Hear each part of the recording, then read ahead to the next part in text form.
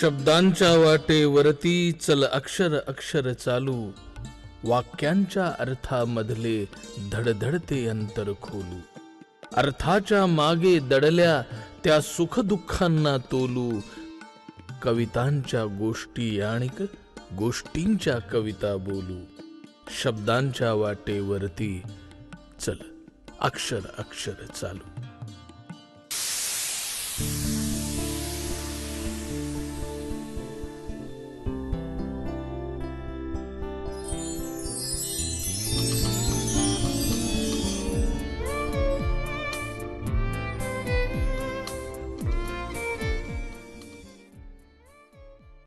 नमस्कार.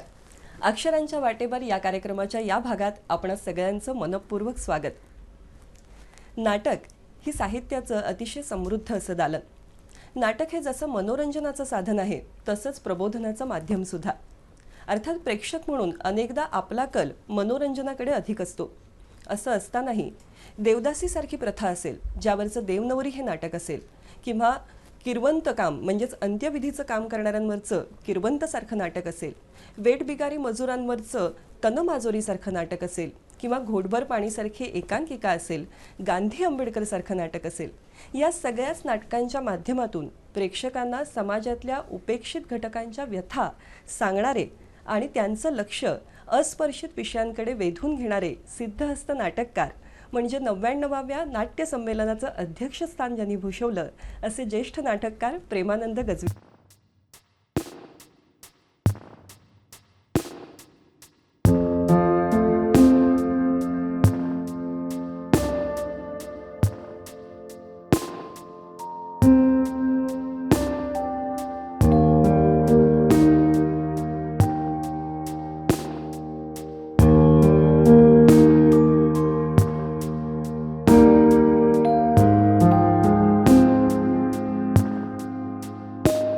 सर, कार्यक्रमात तुमचं मनपूर्वक स्वागत. नमस्कार, धन्यवाद. आत्ताच मी जसं म्हटलं की तुमची नाटकं ही नेहमीच आम्हाला विचार प्रवृत्त करतात, अंतर्मुख करतात. आणि त्यातही घोटभर पाणीसारखी एकांकिका की आज 5000पेक्षा अधिक प्रयोग ज्या एकांकिकेचे झाले आहेत आणि अनेक भारतीय भाषांमधून तिचं भाषांतर झालं आहे. म्हणजे 14हून अधिक भारतीय भाषांमध्ये भाषांतरित झालेली एकांकिका. आणि ही तुमच्या लेखणीतून अवतरलेली पहिली एकांकिका. हाच मला वाटतं एक विक्रम म्हणायला हवा. तर कशी घडली ही एकांकिका आणि तुम्ही नाटकाकडे कसे वळला? काय कसं होतं ना, ह्या सगळ्या गोष्टींचा जेव्हा वाङ्मयाचा किंवा आपणच लिहिलेल्या गोष्टींचा जेव्हा शोध घेतो तेव्हा अनेक गोष्टी अशा नजरेसमोर येऊन आपल्यालाच त्रास देत राहतात की आपण हे कसं काय करू शकलो आणि लोकांचा भरभरून प्रतिसाद कसा काय मिळाला. एकांकिका स्पर्धेमधनं आलेली घोटभर पाणी एकांकिका, आणि तेव्हा कल्पना नव्हती की आपल्याला काय असं पुढचं यश भरभरून मिळेल वगैरे, पण ते मिळालं. आणि प्रत्येक महाराष्ट्रामधल्या प्रत्येक स्पर्धेमध्ये ती झाली, नम्रामध्ये आली, पुरस्कार मिळाले, अनेक सगळ्या गोष्टी झाल्या. तर त्या कालखंडामध्ये साधारणपणे 1977 साली मी ही एकांकिका लिहिली. तर त्याची पार्श्वभूमी अशी आहे की बाबा आढावांची एक गाव एक पानवटा ही चळवळ होती आणि जोडीला 1975 साली आलेली आणीबाणी. त्याच्यामध्ये जयप्रकाश नारायण यांनी संपूर्ण क्रांतीची घोषणा केली. आणि असं आम्हालाही त्यावेळी वाटलं, मलाच कशाला, सगळ्या लोकांना असं वाटलं त्यावेळी की या देशामध्ये खूप वेगानं बदल होतील आणि नवे बदल होतील. पण मग ते झालेत का असा एक शोध किंवा असा एक प्रश्न माझ्या मनामध्ये आला. आणि मग ते मी घोटभर पाणी लिहिली. तर त्याच्यामध्ये गावाकडच्या अस्पृश्य माणसाला विहिरीवर पूर्वीही पाणी मिळत नव्हतं किंवा पाणवठ्यावर पाणी मिळत नव्हतं. आणि म्हणून बाबा आढावांनी काय केलं की त्या गावामध्ये जाऊन त्या विहिरीवरती किंवा पाणवठा असेल तर तिथे आंदोलन करायचं आणि तिथल्या दलितांना त्या पाणवठ्यावरती पाणी भरायला सांगायचं. आणि मग कार्यक्रम उरकला, मग सगळी मंडळी निघून जायची. मग व्हायचं असं की दुसऱ्या दिवशी ती माणसं परत जायची, तर गाववाले त्या लोकांना हाकलून द्यायचे. हे सगळं चित्र. तर मग एका बाजूला असं आंदोलन करायचं आणि त्याचे परिणाम जर परत हाकलून देण्यामध्ये होत असतील तर या आंदोलनाला यशस्वी म्हणायचं की अयशस्वी म्हणायचं. आणि त्यातून मग ही घोटभर पाणी लिहिली गेली. तर संपूर्ण भारताचा जो 5000 वर्षाचा इतिहास आहे तो त्या सगळ्या एकांकिकेमध्ये येतो. आणि कदाचित हे सगळे संदर्भ त्या एकांकिकेमध्ये आल्यामुळे, कदाचित मला माहीत नाही कशामुळे नेमकं, पण ते खूप यश त्या एकांकिकेला मिळालं, खूप पुरस्कार मिळाले. कारण 2च पात्रांची एकांकिका आणि प्रत्येक पात्राला किमान 6 भूमिका आणि त्या भूमिकासुद्धा 1.5 मिनिटात 2 मिनिटात बदलणाऱ्या होत्या. म्हणजे इतकं ते फास्ट पण होतं. आणि मला कधी कधी असं वाटतं की हे खूपच वेगळे यश आहेत, ज्याला आपण अलौकिक असा शब्द वापरतो. तशा प्रकारचं मिळालं. आणि मग आपल्याला लेखक म्हणून आपल्याला आपली वाट सापडली असं मला वाटलं. आणि मग मी पूर्वी कथा लिहित होतो, एक कादंबरी लिहिली जागर नावाची, काही कथा लिहिल्या, मी गूढकथाही लिहिल्या. हे सगळे प्रकार सांभाळता असं वाटलं की आत्ता आपल्याला वाट सापडलेली आहे नाटकामधून. आणि मग त्याच्यानंतरचा जो सगळा पुढचा जो प्रवास, ज्या नाटकांचे तुम्ही उल्लेख केलेत, तर तो सगळा पुढचा पसारा आहे असं. पण आता तुम्ही म्हणालात त्या पद्धतीने पहिलीच एकांकिका असं असताना रंगमंचीय प्रयोगही ज्याच्यामध्ये आहे, म्हणजे सादरीकरणाचाही विचार आहे, आशयाच्या दृष्टीनेही तुम्ही खूप संशोधन करून ते सगळं मांडलं होतं. तर या सगळ्यासाठी रंगभूमीची जाण फार गरजेची आहे. तर ती तुमच्याकडे कुठून आली असेल? हो, ही गोष्ट खरी आहे की जाण कशी आली. तर लहान असताना मी गावी शाळेमध्ये उमाजी नाईक नावाचं एक नाटक केलं होतं शाळेमध्ये, गॅदरिंगमध्ये. तिथे काळोजीची खलनायकाची भूमिका, त्याच्या आदल्या वर्षी गड आला पण सिंह गेला ही एकांकिका. आणि तिथून हा सगळा खरं म्हणजे असं रुजत गेलं शाळेच्या गॅदरिंगपासनं. किंवा गावाकडे आमचे जे हेडमास्तर होते, नाव घेऊन सांगतो हरकत नाही, मानमोठे म्हणून ते ख्रिश्चन होते धर्माने, पण त्यांना या सगळ्या कलांची आवड होती. आणि ते आम्हाला एकदा तमाशाला घेऊन गेले आणि त्याला नाव दिलं, चला मूनलाईट ट्रिपला जाऊया. मूनलाईट ट्रिप असं म्हणून आम्हाला घेऊन घ्यायला माहीत नव्हतं विद्यार्थ्यांना की तिथे नेमका कुठला पण काय. पण मग ते गेलो आम्ही, आम्हाला सांगितलं बसा, आणि ढोलकी सुरू झाली तिकडे. आम्ही रात्रभर तो सगळा प्रकार बघितला, दिवस उजाडला तरी आम्ही तिथेच बसून होतो. तर हे संस्कार जे आहेत वेगळ्या वेगळ्या पद्धतीने आणि आपल्या मनामध्ये आपल्याही न कळत जे रुजतात. आणि मग कधीतरी असे आत्ता जसं म्हणाल ते कसं सापडलं तुम्हाला, तर हे सापडण्याचं कारण ते तिथे आहे, ते जे मनामध्ये रुजलेलं होतं. किंवा फॉर्म असेल, तमाशाचा फॉर्म असेल, घोडभर पाणीमध्ये तमाशाचाच फॉर्म आहे. मग एक चक्कर मारली की राजवाड्याची बाग होते, तोच फॉर्म तिथेही आहे. म्हणजे पानमळ्याचा असेल तर लगेच मुख्यमंत्र्याचं घर तयार होतं त्याच्यामध्ये, एका नुसत्या डायलॉगमध्ये पण ते सगळे संदर्भ तसे आहेत. आणि त्यामुळे ते मुक्तछंदही असल्यामुळे मग काही लोकांनी 2 पात्रात केलं, काहींनी अनेक पात्र घेऊन केलं, मॉबमध्ये केलं, म्हणजे 30-40 पात्र घेऊनही केलं. आणि तरी ती एकांका पहिली आलेली आहे. म्हणजे हरीश तुडसुडकर नावाचा इथला दिग्दर्शक होता, त्याने हा प्रयोग करून बघितला. मला आश्चर्य वाटतं की आपण लिहिलं 2च पात्रामध्ये आणि लोक वेगवेगळे प्रयोग कसे करतात. तर दिग्दर्शकीय प्रयोग करण्यासाठीही तिथे स्पेस आहे, प्रकाश योजनेसाठी स्पेस आहे, नेपथ्यासाठी स्पेस आहे. म्हणजे पहिला प्रयोग जेव्हा आम्ही केला घोडवर पाणीचा, तेव्हा मागे फक्त निवडुंग लावलेला होता आणि उन्हाळ्याचं वातावरण आहे आणि गवत सगळं सुकलेलं आहे, म्हणून विंगांना ब्राऊन पेपर्स लावले होते. आणि त्यातून तो जो काही इफेक्ट येत होता की सगळं मारांना असं ओसाड सगळं पसरलेलं आहे. तर लेखकाच्या बरोबर दिग्दर्शकसुद्धा त्यांचं कॉन्ट्रीब्युशन तिथे देतात. आणि पहिला प्रयोग जेव्हा झाला तेव्हा प्राईज वगैरे नाही मिळालं, फक्त लेखनाचं मिळालं आणि अभिनयाचं 3रं मिळालं. मग आम्ही विचार केला, अरे असं कसं घडलं. मग लाईट्स बदलले, रंगीत लाईट्स टाकले. आता परीक्षकसुद्धा काय विचार करतात आपल्याला माहीत नसतं. प्रकाश योजना व्यवस्थित आल्यानंतर, वेगवेगळे लाईट्स आल्यानंतर ती एकांका पहिली यायला लागली. म्हणजे त्याचाही एक वेगळा परिणाम, जसं बरेचदा असं म्हटलं जातं आपल्याकडे की ही सांघिक कला आहे, तर कदाचित तो एक परिणाम असेल, परीक्षकांच्या डोक्यामध्येही ते असेल. आणि अरे काहीतरी कमी आहे, मग लाईट्स आले, ते प्लस झाले आणि मग ती नंबरात यायला लागली एकांकिका. पण तेवढ्याने भागलं नाही. हिचा प्रयोग रस्त्यावरही होतो. म्हणजे प्रयोग मालाड संस्थेमध्ये मी काम करत होतो आणि सुधीर दामले त्या 50व्या रस्त्यावरच्या प्रयोगाला आले होते. बरं.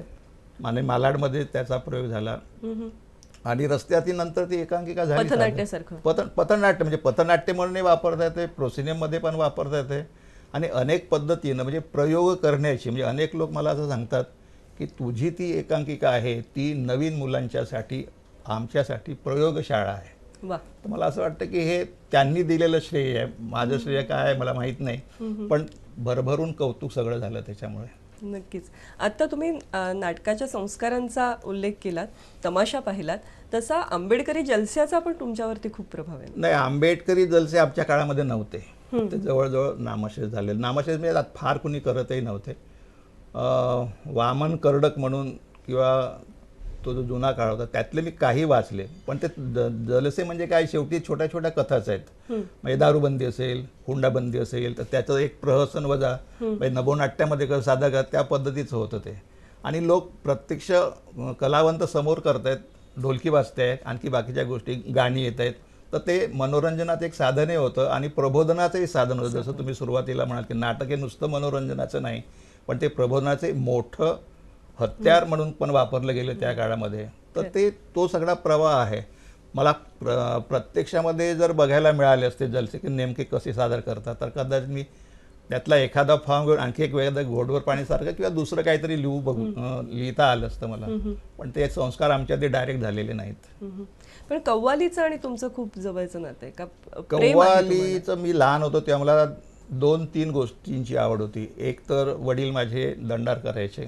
ती दंडार सुद्धा मी 8व्या दंडार 9व्या हा लोककलेचाच प्रकार आहे आणि ही विदर्भामध्ये अत्यंत पॉप्युलर. म्हणजे घाशीराम कोतवाल जर आपण बघितलं असेल आणि पहिली जी भिंत येते हा. सेम तशीच भिंत त्या दंडारमध्ये असते. अच्छा. मध्ये नाचणारा पुरुष असतो. म्हणजे त्या काळामध्ये स्त्रिया स्टेजवर कामच करायच्या नाही. साधारणपणे 57-58चा कालखंड असेल तो पण एवढ्या सुधारणा आपल्याकडे आलेल्या नव्हत्या. तर गावाकडे ते अजूनही मुली वगैरे आत्ता हल्लीकडे थोडं काम सिनेमा वगैरे बघून करायला लागलेत, पण आधी असं नव्हतं. तर मध्ये तो नाचणारा माणूस असतो, मध्ये ढोलकीवाला असतो आणि दांडिया आपण जो खेळतो गुजरातमध्ये तशी ती काठी हातामध्ये असते आणि त्या काठीचा आवाज आणि ढोलकीचा रिदम तो इतका मस्त. म्हणजे आम्ही पुण्याचे बामन हरी हा. तो सगळा रिदम तो तिथेही पण श्री आहे. गणराय नर्तन नर्तन के आम्ही पुण्याचे ब्राह्मण, तर ते सगळं त्या तिथे पण आहे. आणि तिथून मग नाटक पुढे सुरू होतं. मग गण गवळण बतावणी आणि मग नाटकाचा प्रयोग. जसं तमाशामध्ये असतं सेम तसं. म्हणजे आपल्याकडच्या लोककला तसं म्हटलं तर अत्यंत संपन्न आहेत, पण या लोककलांना समाज मानसामध्ये चांगल्या दर्जाचं स्थान नाही. हे मोठं दुःख त्या कलावंतांचंही आहे आणि आमच्यासारख्या माणसांचंही आहे की तीही कला जगतात, हेही कला जगतात. समाजामध्ये वेगवेगळ्या दऱ्या निर्माण झाल्यात. ह्या कशा संपवायच्या हा खरं तर कलांच्यासाठी, कलेंच्यासाठी आणि कलावंतासाठी पण अतिशय महत्त्वाचा मुद्दा आहे. पण तुमचे बाबा दंडारमध्ये काम करायचे? हो. काय म्हणजे भूमिका ते करायचे? गाणं गायचे आणि भूमिका करायचे. अच्छा. विनोद पण करायचे. तो जो काय बाज असेल तो, आता मी खूप लहान असताना तो बघितला प्रकार.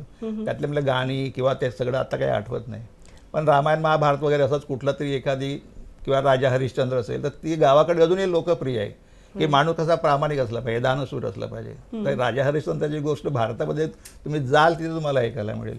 खरं असं ते आहे. आणि काही गोष्टींचं तुम्ही म्हणालात की 2-3 गोष्टींवर प्रेम. हो, 2-3 गोष्ट त्याच वेळा अभिनयाचं पण होतं, गाण्याचं पण होतं आणि मला असं वाटतं की यातलं आपल्याला काय जमेल. मग काही गोष्टी मग वजा होत होत गेल्या.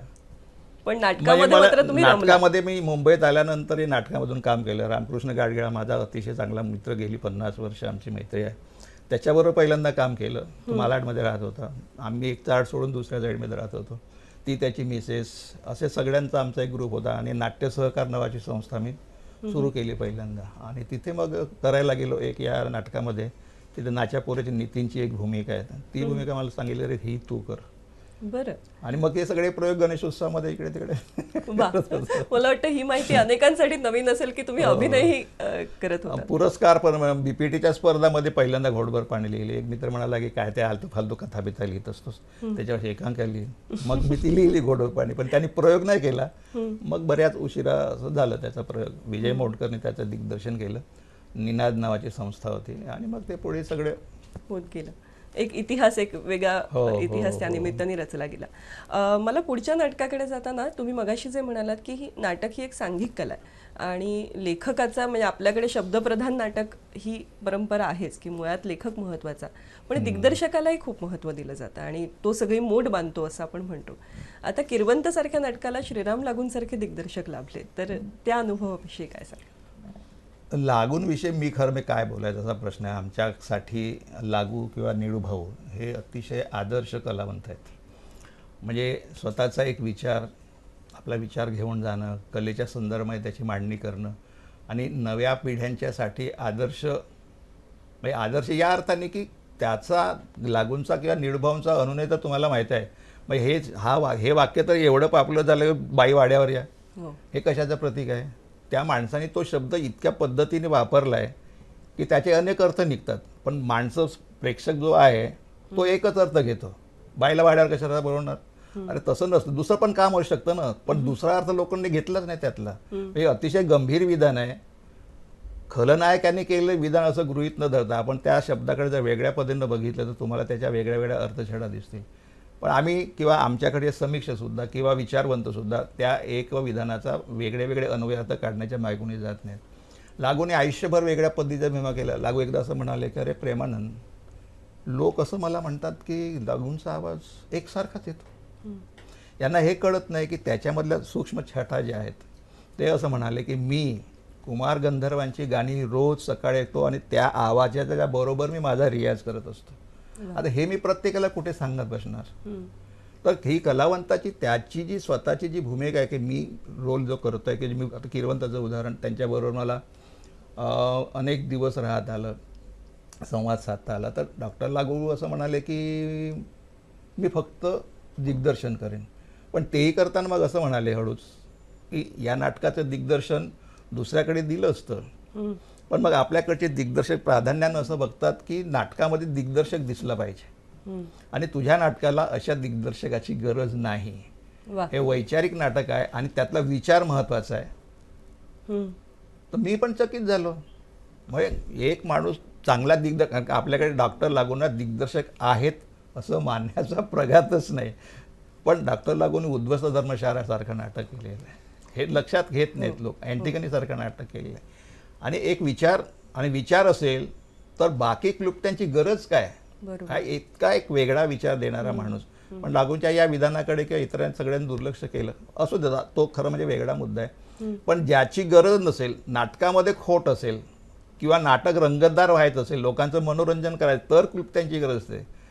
वैचारिकतेला क्लुप्त्यांची गरज नसते आणि क्लुप्त्या तुम्ही वापरल्या तर त्यातला विचार हरवला जातो. हा सुंदर धडा डॉक्टर लागूंनी मला दिला त्या काळात.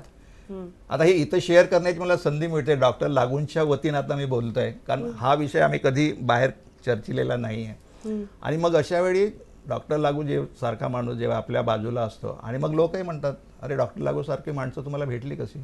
तर मला नाही मिळाली, ती नाटकाला मिळाली. वा. खरं.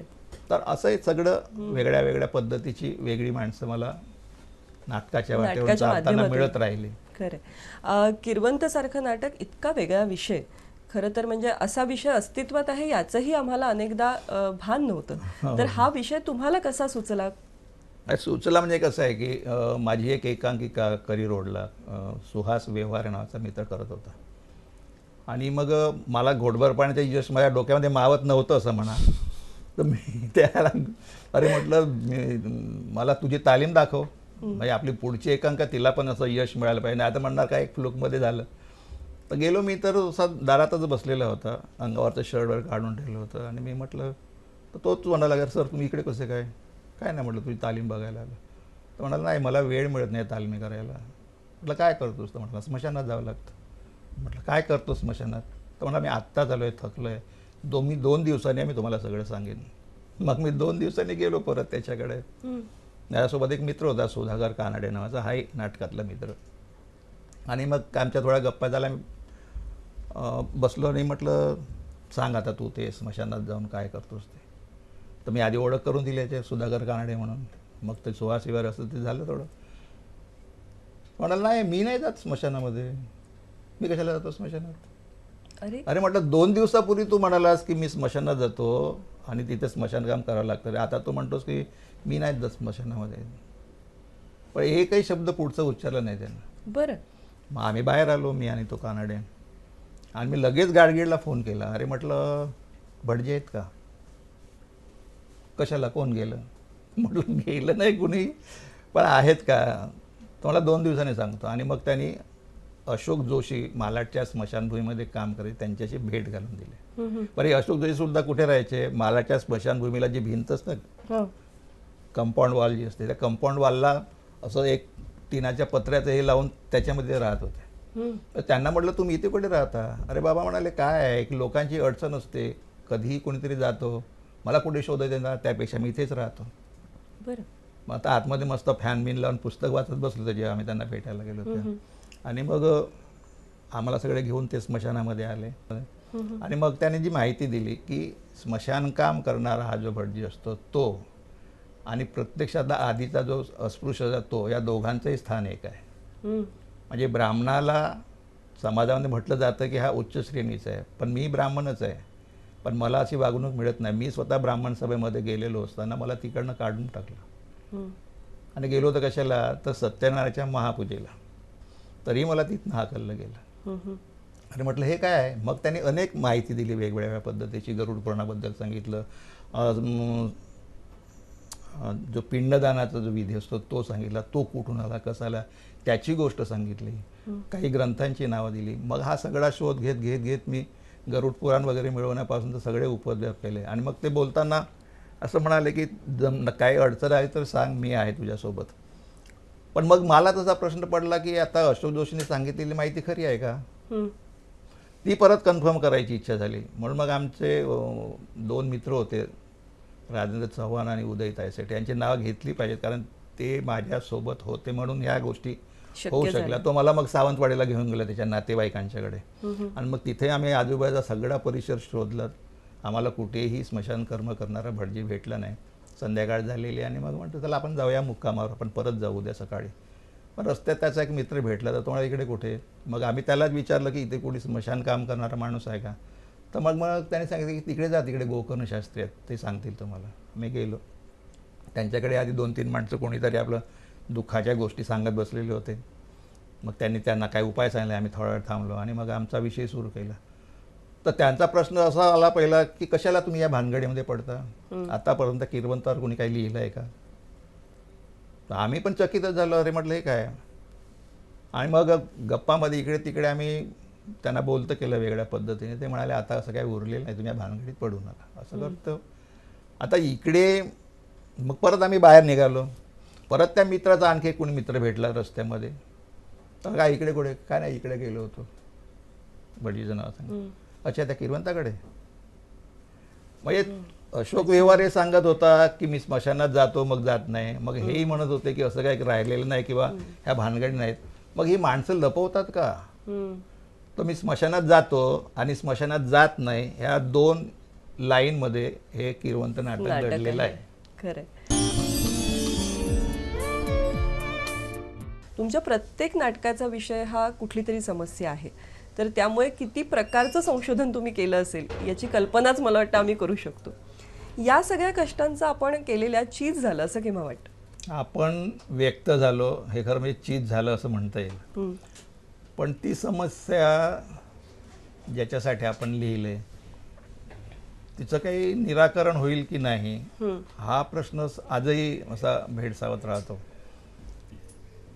आणि त्याची कारणं खूप वेगवेगळी. आता उदाहरणार्थ की देवनवरी जेव्हा मी लिहिलं तेव्हा असं आपल्याला नेहमी जाणवायचं की स्त्रिया रस्त्यावरती त्या यल्लमा मातेचं जग ज्याला म्हणतो की त्या यल्लमा देवीची मूर्ती आणि मोरपिसांनी सजवलेली टोपली.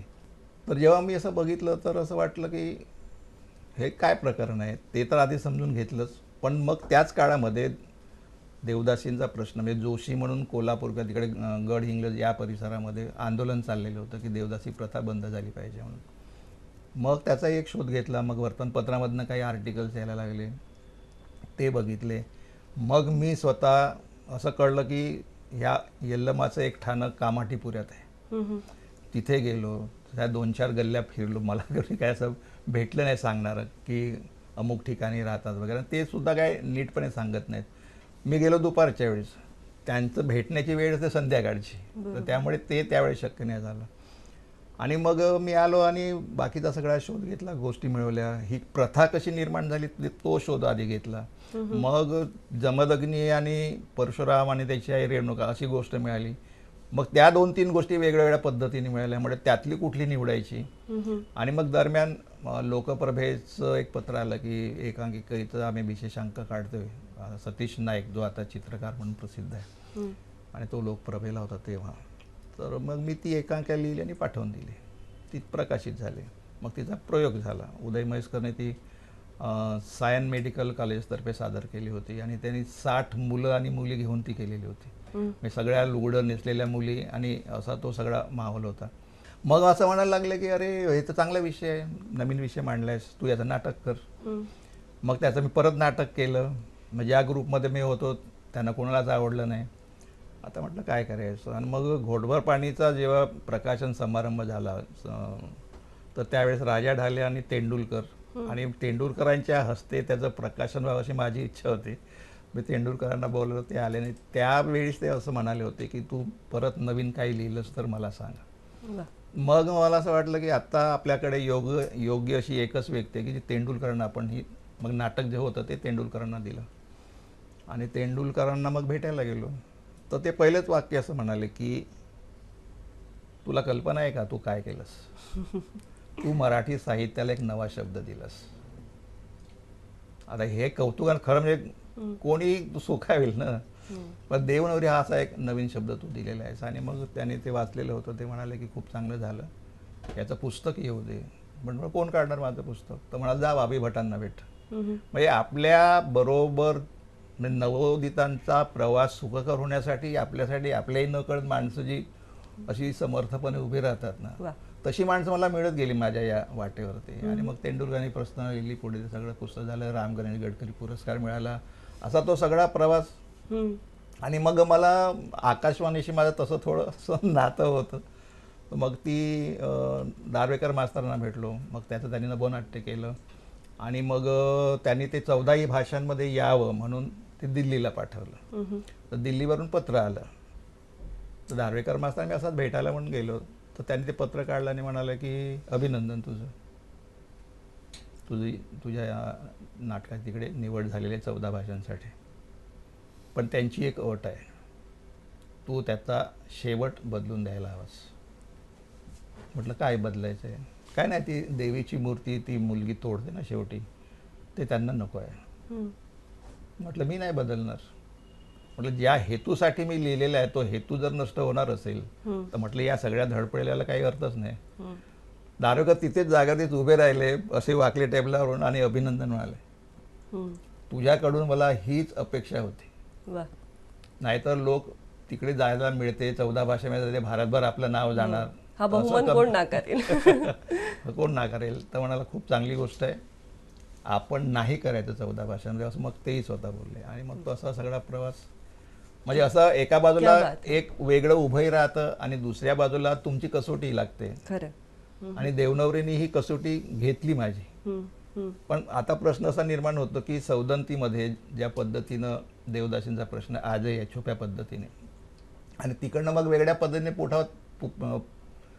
पुरवठा जो व्हायचा असतो स्त्रियांचा, म्हणजे ही आता चांगली गोष्ट वाईट गोष्टी, काही लोक असं म्हणतात की नाही समाजाची गरज आहे वगैरे. अरे तर मग असे कारखाने काढा ना मग माणसांचे वेगळे. हाडामासा जिवंत माणसाला त्यांचं आयुष्य तुम्ही जे उद्ध्वस्त करता. आणि तेही देवाला, म्हणजे भाविन हाही प्रकार तसाच आहे, मुरड्या हाही प्रकार तसाच आहे. इतक्या विविध पद्धतीच्या आपल्याकडे समस्या आहेत की प्रत्येक समस्येसाठी कुणी आणि किती किती जीव टाका, नाही हे थांबलं पाहिजे म्हणून. कारण शेवटी मानवी जीवनाशी या सगळ्या गोष्टी निगडीत आहेत. तर एका समाजाला उत्तम आयुष्य मिळत असेल तर दुसऱ्या समाजा माणसांना का नाही? आणि जो माणूस उत्तम आयुष्य जगतोय त्यालाही स्वतःला असं का वाटत नाही की तोही माझ्यासारखा जगला पाहिजे? तर अशा खूप खूप प्रश्न आहेत. आणि मग एका बाजूला आनंद होत असला तरी दुसऱ्या बाजूला त्या समस्येचं दुःख आपल्याबरोबर प्रवास करत राहतं. आणि मग असं वाटतं की अरे आपण लिहून पण काय उपयोग नाही झाला त्याचा. तर असेही क्षण लेखकाला अनुभवावे लागतात. खरं. मला याला जोडून 2 प्रश्न विचारायचे आहेत. एक तर आपण नाटककार म्हणून यश मिळवतो आहोत, मग व्यावसायिक नाटक म्हणजे व्यावसायिक गणित सांभाळणारं नाटक लिहावं असं नाही का वाटलं? आणि दुसरा प्रश्न हा की हे सगळं लिहित असताना तुम्हाला अनेकदा विद्रोही नाटककार असं म्हटलं जातं, तर हे बिरुद तुम्हाला स्वतःला भावतं का किंवा तुम्ही ते स्वीकारता का? नाही, मी विद्रोह करून काय उपयोग आहे? ज्यांचा प्रश्न आहे, ज्यांच्यासाठी प्रश्न आहे त्या लोकांनी केला तर ठीक गोष्ट आहे ना.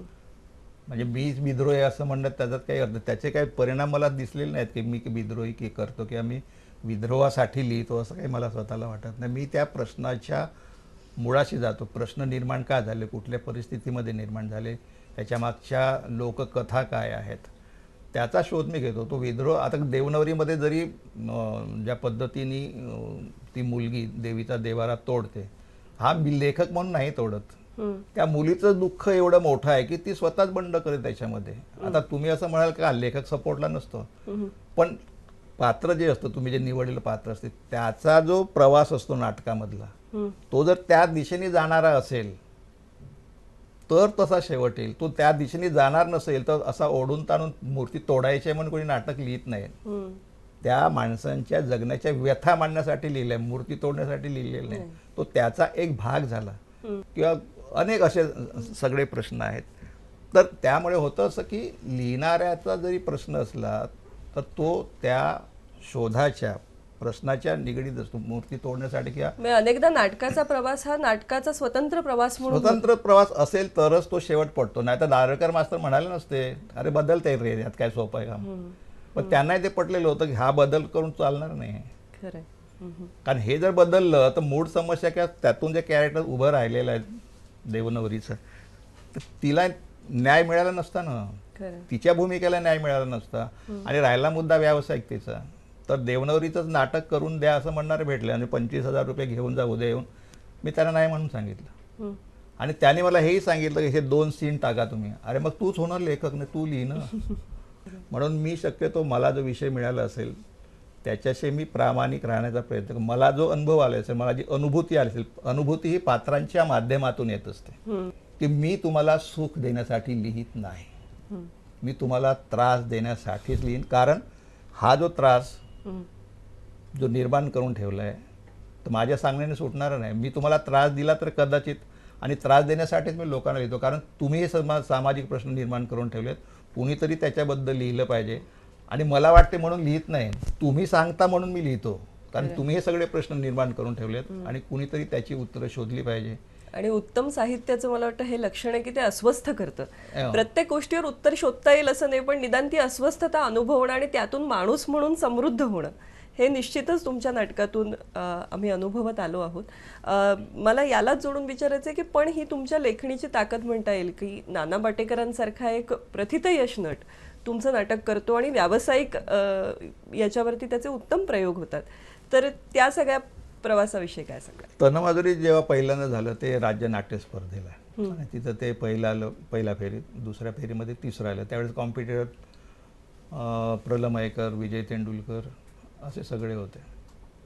तिसरं आलं आणि मग एक निर्माता असं म्हणाला की आपण व्यावसायिकला करूया. आणि तिथेच पहिल्यांदा ती भूमिका स्पर्धेमध्ये सुनील तावडेने केलेली होती. पण निर्माता म्हणाला की आता व्यावसायिकला करतोय तर आपल्याला एका वेगळ्या मोठ्या नटाची गरज लागेल. मग आम्ही नाना पाटेकर, त्याच्या आधी आणखी 2-3 भेटलो, निळूभाऊंना भेटलो होतो. तर निळूभाऊ म्हणत अरे काय मी लोकनाट्य तमाशातला माणूस, मला कुठे काय नाटक कळते. आणि त्यावेळेस ते सूर्यास्तमध्ये प्रमुख भूमिकार होते अप्पाजींचे. म्हणजे ही माणसं देखील कशी मजेशीर भेटतात, आणि तुम्ही काय आमच्याकडे येताय वगैरे असं. म्हणजे कदाचित त्यांना हे जाणून घ्यायचं असेल की तमाशात किंवा लोकनाट्यात काम करणाऱ्या माणसांच्या बद्दल यांच्या मनामध्ये नेमक्या काय भावना असतात. आणि त्यांनाही माहीत होतं की लोक कशा पद्धतीनं बघतात वगैरे. पण मग नाना निळूभाऊ नाही म्हणाले. मग आम्ही आणखी एका नटांच्याकडे गेलो. त्याने म्हणला मला वेळ नाही. मग नानाकडे गेलो. नाना मग तयार झाला. आणि मग नाना पाटेकर तर सगळं माहीत आहे सगळ्यांना, म्हणजे इंडस्ट्रीमध्ये नाटकाच्या तर माहीत आहे किंवा सिनेमाच्या पण माहीत आहे की नाना एकदम फटकड आहे म्हणून. आणि ही गोष्ट एका अर्थानं खरी आहे, कारण नानाच्या बरोबर मी तनमाधुरी जेवढे प्रयोग झाले त्या बहुतेक प्रयोगांना मी होतो. दिल्लीला प्रयोग झाले, मधु दंडवते, प्रमिला दंडवते ह्या प्रयोगाला आल्या होत्या. आणि सीन चाललेलं असताना ब्लॅकआउट झाला आणि लाईट्स आले, तर स्टेजवर चप्पल जी नाना घालवता पायामध्ये. आता त्या दिवशी झालेलं असं की एक माणूस बदलला होता बॅक स्टेजचा, आणि तो रोल करणाराही माणूस बदललेला होता. त्यामुळे त्याला ते लक्षात राहिलं नाही. नानाने वाजवली विंगीत त्याच्या, की त्याचं म्हणणं असं की आपण पैसे घेतो, नुसते पैसे घेत नाही तर आपली जबाबदारी आहे कला म्हणून जगणं, कलावंत म्हणून जगणं, आणि त्याच्यासाठी अशी चूक अक्षम्य आहे. मी जरी चूक केलं तुम्ही माझ्या कानफडात मारा असं म्हणायचं. की मी जेव्हा तुम्हाला बोल लावतो तर तेवढी जबाबदारी माझीही आहे आणि प्रत्येक कलावंताची आहे. आणि नाना पाटेकर खूप दिवस वेगळ्या वेगळ्या गोष्टी, आणि त्याचं एक होतं की प्रयोगामध्ये कुठलीही चूक होता कामा नये. प्रयोग संपल्यानंतर तुम्हाला काय करायचं, जे तुमचे नेहमीचे दैनंदिन उद्योग असतील ते तुम्ही करत बसा, पण प्रयोगामध्ये नाटकाकडे किती गांभीर्याने पाहावं अतिशय. आणि म्हणून तर ही माणसं मोठी झाली. आणि ही माणसं मराठी रंगभूमीवरती जी काय थोडकी माणसं जी आहेत, आणि ती एकदम मोठी अशी जी होतात, तर त्याचं कारण आहे की त्या कलांच्या बद्दल त्यांची असलेली निष्ठा, त्याचा स्वतः सर्वस्व झोकून देणं. माझं काय 3 तास माझं काम संपलं की मग मी साधा माणूस आहे. पण ते 3 तास जे माझे असतील ते माझे आणि मला कोणी डिस्टर्ब करता कामा नये. डॉक्टरला बोलायचं नाही कोणाशी. नाटकाचा प्रयोग सुरू होता तर विंगेमध्ये खुर्ची टाकून शांत बसले असायचे आणि कोणी हिंमत करत नसेल लागूंच्याकडे जाऊन कोणी काय बोलेल. तर एकदा असं विचारलं तर म्हणाल नाही तुम्ही तुमच्या भूमिकेशी असं निगडीत अजून काय वेगळं करता येईल का. आणि मी जोपर्यंत माझ्या भूमिकेशी मी एकरूप होणार नाही तर मला रंगमंचावरती मी काय करणार. वा. आत्ता तासाभरापूर्वी मी लागू म्हणून आलो तिकडे. आता मी आहे ते सिद्धेश्वर शास्त्रीच्या भूमिकेत आहे वा. आणि मला ते सगळं कॅरी करायचं आहे 2-2.5 तास 3 तास जे आहेत ते.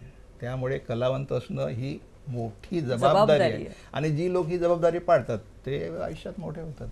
तुम्ही आत्ता जे म्हणालात की अभिनय गायन याच्यावरती तुमचं प्रेम होतं, तर आम्हाला एखादी कव्वालीची झलक ऐकायला आवडेल तुमच्याकडून.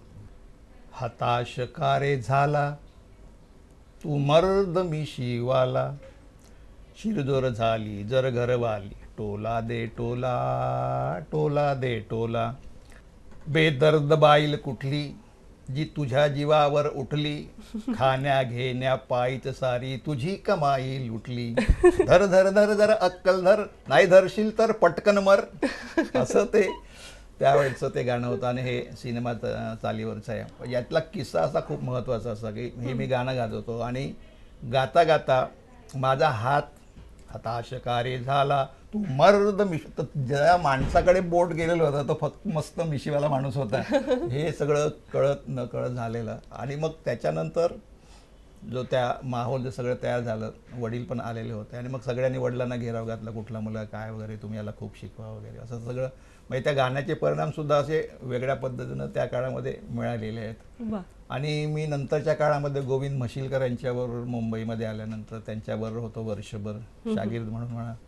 तिथे मग विठ्ठलदादा मोपांशी गाठ झाली. मग त्याचा परिणाम पुढे असा झाला की तन्माधुरीमधली जी गाणी होती ती विठ्ठलदादाने गायली. असं म्हणजे वेगवेगळ्या पद्धतीच्या लोकांशी एक नातं जुळत गेलं. आणि कला, आपण आपल्याकडे नाट्यकला असं म्हणतो, संगीत कला म्हणतो, आपल्याकडे कला किती प्रकारच्या आहेत हेच आपल्याला माहीत नाही.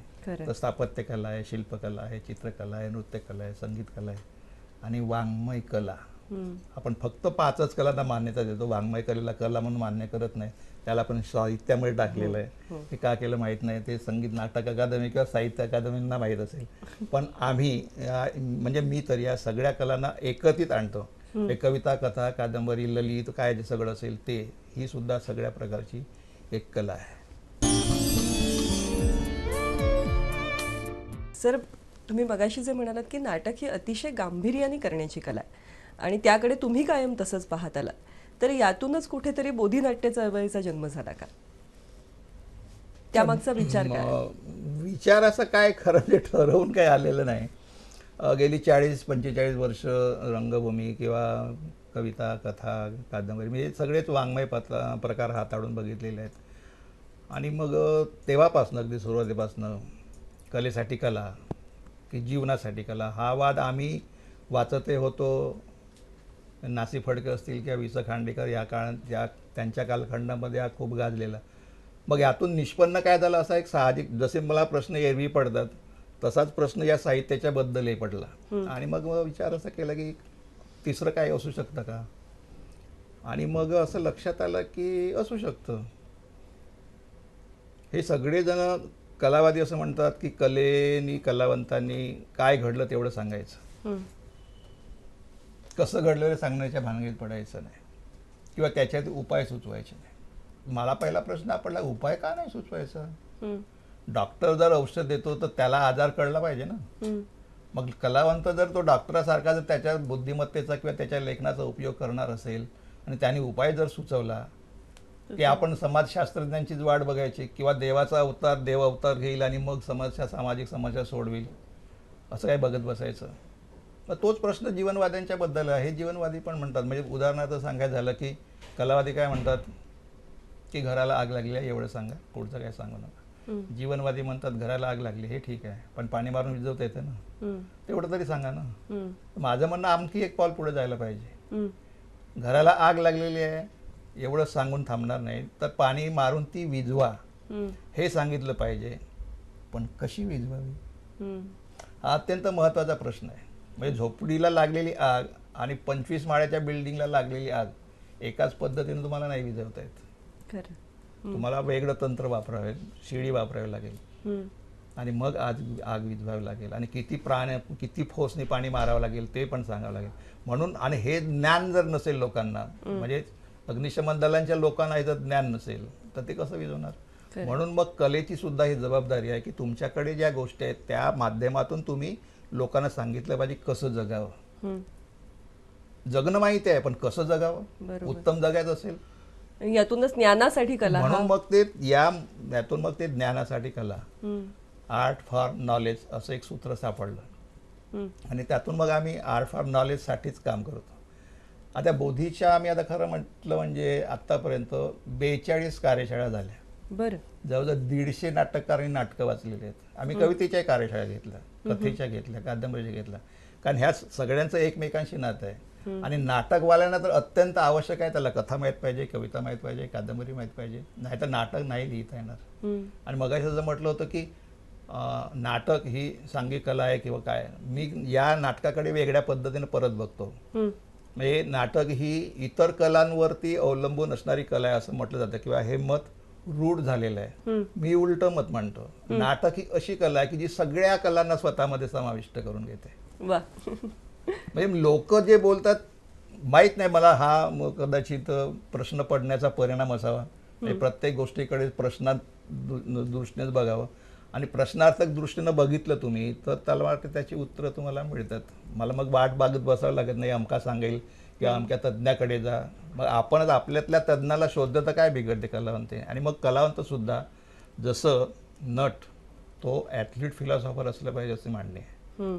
आणि हा ॲथलीट म्हणजे सर्कसितलं जे कसरत किंवा ऑलिम्पिकमध्ये जे करत तसं नाही, तर आहार्य, सात्विक हे जे काही 4 अभिनयाचे गुण सांगितलेले आहेत तर ते जर असतील त्यांच्याबरोबर तर ते आले पाहिजे. कुठून येणार, तर नटाचं शरीर इतकं लवचिक असलं पाहिजे की 4ही जे अभिनयाचे प्रकार आहेत त्याला लिलया पेलता आले पाहिजेत.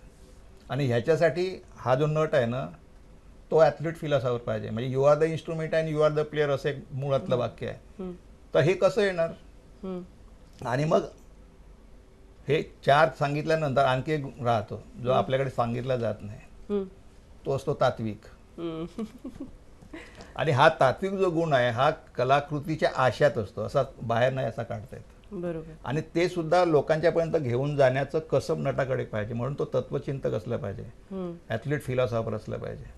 आता मग माझ्यासमोर एक साधा असा प्रश्न येतो की एक भूमिका करायची आहे, त्याच्यासाठी कलावंत ॲथलीट फिलॉसॉफर हवा असेल तर अख्खं नाटक लिहिणारा कोण, लेखक, नाटककार. तो तर तत्वचिंतक हवाच. मग त्याला जगातल्या नेपथ्य, प्रकाश योजना, रंगभूषा, वेशभूषा जेवढ्या गोष्टी आहेत, मग चोरी करणं सुद्धा ही कला आहे हेही त्याला माहीत असलं पाहिजे. बरोबर. म्हणजे हे सगळं जे ज्ञान लालसा त्याच्याकडे पाहिजे. एक्झॅक्टली. तर त्या सगळ्या म्हणजे तुमच्याकडे जेवढं ज्ञान तुमच्याकडे असेल तर तुम्हाला सोपं होतं व्यक्त होण्यासाठी. नक्कीच. म्हणून कलावंतांनी सगळ्या गोष्टींशी जाऊन का भिडलं पाहिजे, तर स्वतःला व्यक्त करण्यासाठी ज्या ज्या गोष्टींच्या. आणि मग तत्वचिंतक जर लेखक असेल, पण आपल्याकडे तत्वचिंतक लेखक किती हा पहिला प्रश्न पडतो. आमच्याकडचे अनेक दिग्दर्शक लेखक असं म्हणतात की आता हे दिग्दर्शक बघेल, हा नेपथ्यकार बघेल. मग तू काय करतोस. नेपथ्याची रचना, तू जिथे जे नाटक लिहितोस त्या पात्रांचा स्वभाव, या सगळ्या गोष्टी तुझी जबाबदारी आहे पूर्ण लिहून समोर ठेवण्याची. अशा प्रकारचं लेखन फक्त तेंडुलकर करायचे. आणि हे महत्वाचं आहे. हा सुद्धा अभ्यास नवोदित लेखकांनी केला पाहिजे. आणि तेंडुलकर त्यांच्या नाटकामध्ये कंसामध्ये सगळं व्यवस्थित द्यायचे की तो त्याच्या खांद्यावरून पलीकडे बघतो. हे लेखकाचं विधान आहे. आणि मग आमच्याकडे काही दिग्दर्शक मला तेंडुलकरांनी सगळंच सांगून ठेवलेलं आहे, मग आमचं काय काम आहे. पण नाटककाराला त्याचं स्वतःचं नाटक दिसणं आणि दुसरं कॅरेक्टर कसं वागते हे दिसणं, म्हणजे त्यांना संपूर्ण नाटकाचा पट दिसतो आहे जो त्यांनी लिहून ठेवलेला आहे. घाशीराम कोतवालमध्ये येतं जागोजाग तुम्हाला दृश्यात्मकता दिसते. त्याचं कारण ते की नाटककाराचीच ती दृष्टी होती, त्यामुळे ते. आणि असं प्रत्येक कलेच्या बाबतीत खरं आहे. स्थापत्यकलेबद्दल खरं आहे, चित्रकलेबद्दल खरं आहे, नृत्याबद्दल खरं आहे. ही सगळी माणसं तत्वज्ञानी असली पाहिजे त्या त्या कलेच्या प्रांतामध्ये. बरोबर. आपला भारत ह्या सगळ्या कलांच्या पार्श्वभूमीवरती कुठे आहे, हाही प्रश्न पडला पाहिजे ना. नुसते असे छोटे छोटे प्रश्न पडून पण उपयोग नाही. पण माझा देश, आता आपण ऑस्करच्या बद्दल मिळतो, आम्हाला का नाही मिळत, आम्ही कुठे कमी पडतो याच्याबद्दल आपण बोलत नाही. आणि कला समजून घेत नाही आणि कला समजून देण्यासाठी तज्ज्ञ कुठे बसलेले आहेत. खरं तिथेही मुळात काहीतरी कमी आहे. तर ह्याचा सगळा जर शोध घेतला तर मला असं वाटतं की आणि आम्ही बोधीवाले या दृष्टीने थोडा प्रयत्न करतो, फक्त प्रयत्नच करतो, यशाच्या बद्दल काही बोलत नाही.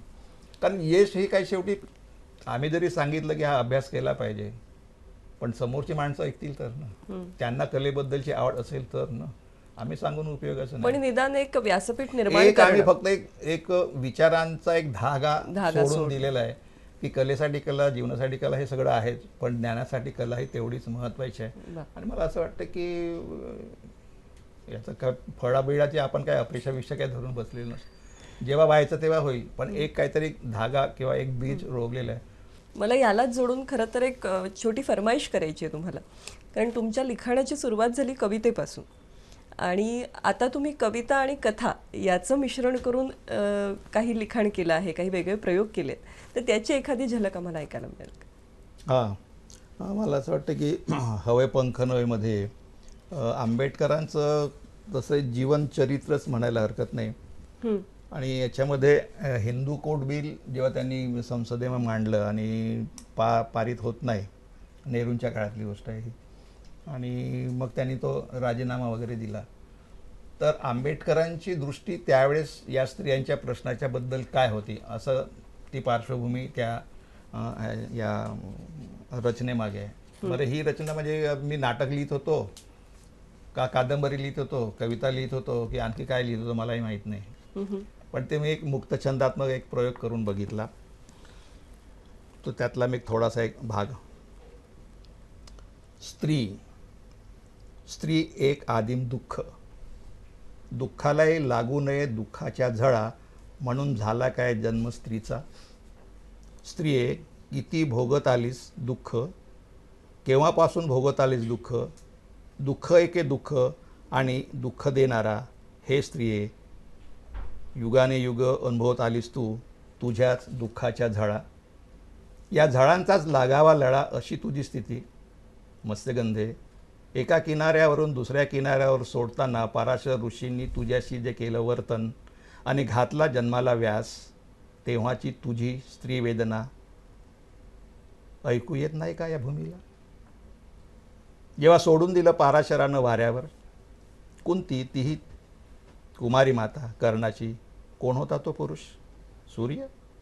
जमिनीवर विहरणारी ने आकाशातला तो सूर्य कसं जोडायचं नातं. अशी तू कुंती आणि षंडपणाचा शाप असलेला पंडू, तरीही जन्म दिलास 3 पुत्रांना, युधिष्ठिर, अर्जुन, भीम. कुणाकडून? जाणवलीच नाही तुला स्त्री देहाची होणारी विटंबना. एवढा दरारा होता पुरुष सत्तेचा आणि म्हणूनच म्हणालीस का वाटून घ्या भिक्षा. होय, द्रौपदी विषयीच बोलतो मी. हे एक स्त्री, तिचे 5 वाटे, 73 दिवसांच्या चक्र तिच्या वाट्याला, एवढी विटंबना द्रौपदीचे. जाणवलीच नाही तिची तिला आणि भर दरबारातील तिचं ते वस्त्रहरण. भोगत आली दुःख युगानुयुग आणि ती सीता. सीते, कोण तुझी जन्मदात्री, कोणत्या वेदनेच्या झळा तिला टाकून दिलं बंद पेटीत मरायला. तेव्हाच मेली असतीस तर आयुष्यभर मराव्या लागल्या नसता मरणकडा. अशी कोणती वेदना घेऊन जन्माला आली होतीस, म्हणून जाणवलीच नाही वेदना आणि वेदनेतील शल्य. हे स्त्रियांनो, वेदना सहन करण्याचं कुठलं बळ असतं तुमच्या अंगी. प्रत्येक स्त्री दुःखाचा एक डोंगर, पण त्या दुःख डोंगराखाली कुणी चिरडला गेला हे कधीच नाही आलं कानावर. असं कोणतं बळ होतं यशोधरा तुझ्यात. तू सहज म्हणालीस जा सिद्धार्थाला, जा शोध घे मानवी दुःखाचा.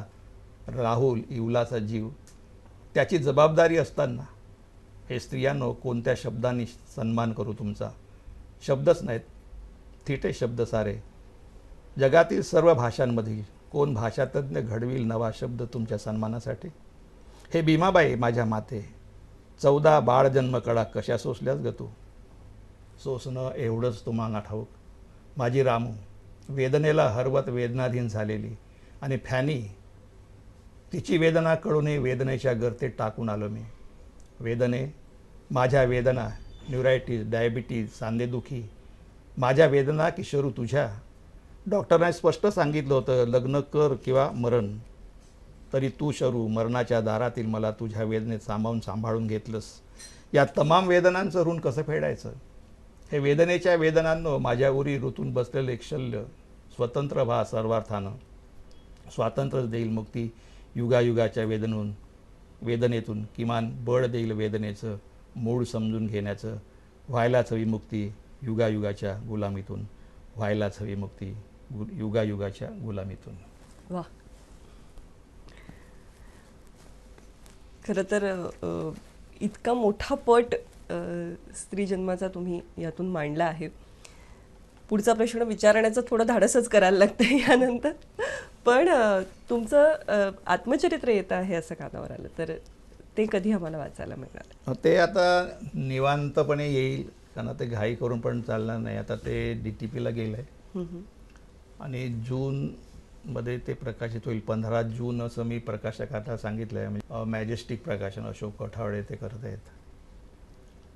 आणि माझ्या जन्मापासूनचीच गोष्ट आहे. म्हणजे पहिलंच वाक्य आहे, ती झालती पाय तुझी माय भारतीन.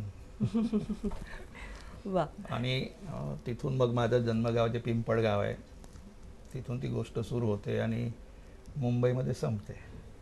नक्कीच आम्ही या पुस्तकाची तर प्रतीक्षा आणि करतो. पुस्तकाचं नाव सुद्धा रंग निरंग असं आहे. वा, नक्कीच. आणि मला वाटतं भटांच्या कवितेची आठवण झाली, रंगुनी रंगात साऱ्या रंग माझा वेगळा.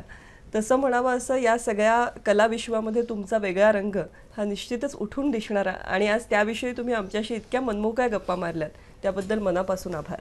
धन्यवाद. धन्यवाद. नाटक हा समाजाचा आरसा असतो असं म्हटलं जातं, आणि आरशाने कधी खोटं सांगू नये याच भूमिकेतून आपलं सामाजिक वास्तव तळमळीने मांडणारे नाटककार प्रेमानंद गजवी सर यांच्याशी या गप्पा नक्कीच आपल्याला एक नवं भान देऊन गेल्या.